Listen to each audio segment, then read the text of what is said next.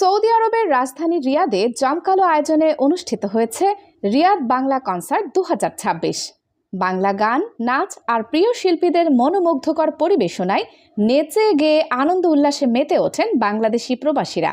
Saudi আরব রিয়াদ থেকে হারুনুর রশিদ জানান, রিয়াদের আল শিফা ইশারা আল বাইক এলাকায় সম্প্রতি অনুষ্ঠিত এই কনসার্টে দূর দূরান্ত থেকে ছুটে আসেন অসংখ্য বাংলাদেশি।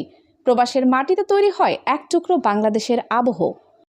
কেউ গানের তালে নেচেছেন, কেউ বা প্রিয় শিল্পীর সঙ্গে কণ্ঠ মিলিয়ে উপভোগ করেছেন মুহূর্তগুলো।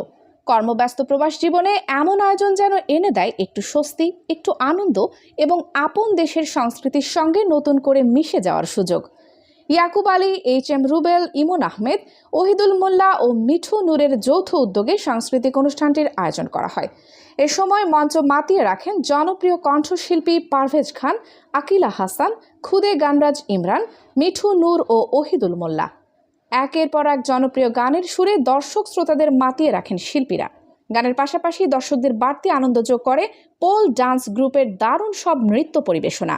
সব মিলিয়ে গান, নাচ আর আনন্দ উল্লাসের রিয়াদ বাংলা কনসার্ট হয়ে ওঠে প্রবাসের বুকে এক টুকরো বাংলাদেশের মিলন মেলা।